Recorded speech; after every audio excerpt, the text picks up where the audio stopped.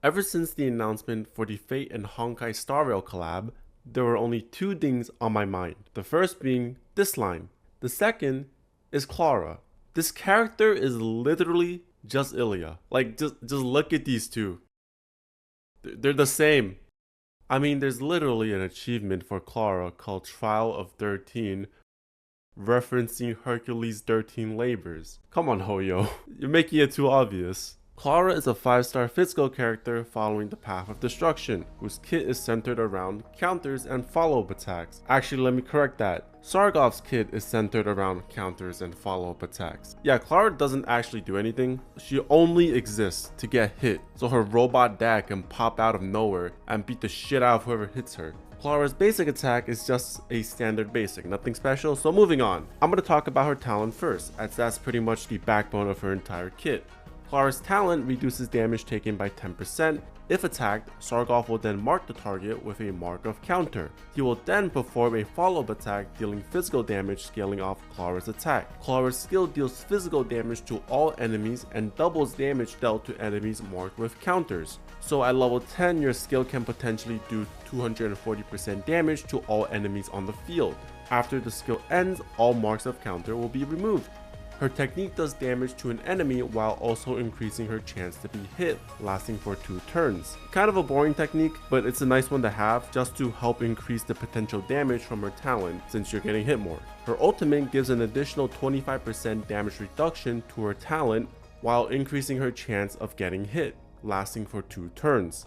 But the part that actually matters is that her ult gives Sargov's counter a massive damage boost. Assuming your ult's at level 10, it can double your counter damage. Furthermore, it also does 50% damage to adjacent enemies, making her viable for both single target and AoE content. Her ult has a relatively low energy cost, only at 110, so you can have this up pretty consistently with just her follow-up attacks. For traces, A2 gives a 35% chance to dispel a debuff whenever Clara is hit, and A4 increases the chance to resist a crowd control debuff by 35%, making this little girl incredibly resilient. These two traces are very useful in ensuring that Clara will always be available to hit a follow-up attack. A6 boosts counter damage by an additional 30%. Now the biggest issue of Clara's kit is that she is extremely backloaded. She relies heavily on getting hit to do any meaningful damage. Even with destruction characters having high base aggro, only getting beaten out by preservation, there's still a decently high chance of not getting hit. You also have to consider enemies that don't attack, like the 3 puppets in Pentaconi that just throw debuffs at you. So just be careful on what type of content you're using Clara in. For Relics, your best option is Champion of Streetwise Boxing, granting you 10% physical damage with a 5% damage increase when attacked or if attacking, stacking up to 5 times, giving you a 25% damage boost at max stacks. Longevous Disciple makes Clara a little bit more tanky while also giving her up to 8% more crit rate whenever she is hit, stacking twice. While the HP buff doesn't really do much for Clara, the crit rate is very nice to have, as she doesn't get any innate crit from her minor traces. Unfortunately, while there are 2 really amazing follow-up sets, Clara can't really get the full effect from either. The Ash Blazing Grand Duke 2-piece combo gives 20% follow-up damage, which is great, but the 4-piece effect lets you stack 6% damage every time you hit an enemy with a follow-up attack. Clara's follow-up attacks only does 1 instance of damage, so even when you're in an ideal scenario where you're fighting 3 dudes with an AoE attack from her ultimate, you're only maxing out at 3 stacks. The Wind Soaring set gives attack percent and crit rate along with increased damage dealt by ultimate. Clara's ult doesn't do any damage, so you're not going to be able to get the bonus from this set. She's one of those characters who just doesn't have many good options when it comes to relics. If you can't get good pieces for a 4-piece set, a 2-2 combination of Duke and Boxing is almost as good as 4-piece Boxing. Like always, the 12% attack sets are always a decent option. Here are some calculations for Clara's relics. Now for your ornaments. Inert Salsodo is one of the best options for follow-up attackers, helping with Clara's lack of crit rate while also boosting follow-up damage.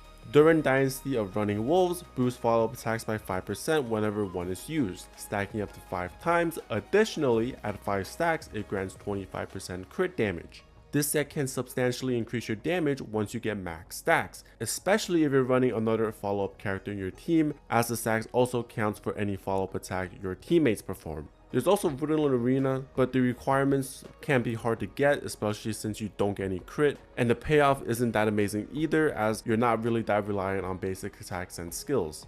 For your main stats, crit rate or crit damage chest piece, and an attack percent boot. Clara doesn't need to build any speed, as she does a majority of her damage outside of her own turn.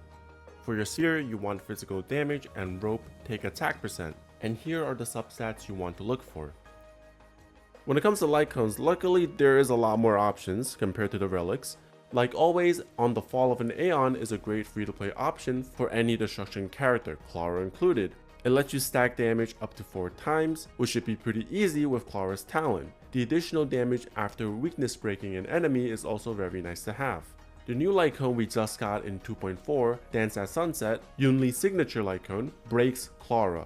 It gives her everything she could possibly want. It increases aggro level and crit damage, making it so that there is roughly a 71% chance of Clara getting hit, with her ultimate increasing it to 82%. This greatly increases the uptime of your follow-ups. Furthermore, after using your ultimate, you get 1 stack of Fire Dance, stacking up to 2 times, giving you 36% increased follow-up damage per stack. So even just at 1 stack, you're still gonna do a substantial amount of damage. Clara's signature Lightcone, something irreplaceable, gives her a good amount of attack damage while also providing a minor heal whenever she defeats an enemy or is hit. In addition to the heal, it also gives her a damage boost until the end of her next turn. This is actually pretty similar to the Blade Lightcone, but the crit rate is a little bit more valuable than the attack percent on Clara. The biggest difference is that for Blade, the damage that you get from getting hit can only proc once. Brighter Than the Sun also gives a decent amount of crit rate, but it does require you to alternate between skills and basic attacks to get the maximum value out of it.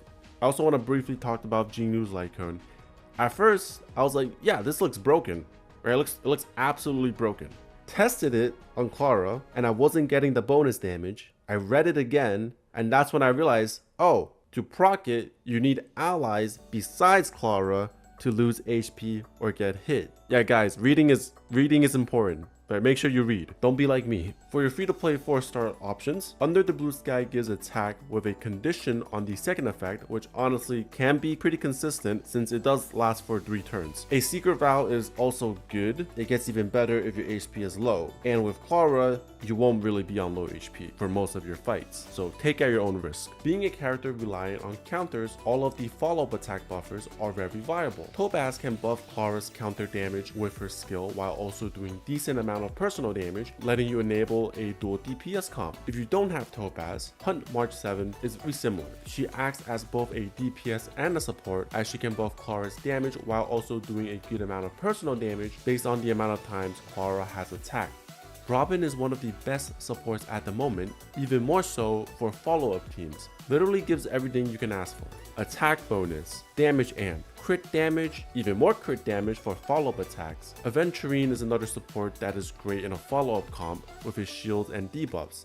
However, if you are using him or just any preservation character in general, you want to make sure that in your team lineup, you have them placed right next to Clara. So whenever they get hit by an AoE attack, Clara can still trigger her counters. If you want to use an abundant support instead, I would highly recommend Huohuo, as she can both battery and provide an attack buff with her ultimate, helping you keep up Clara's ult while also increasing her damage. Lynx's skill can up the aggro of destruction characters.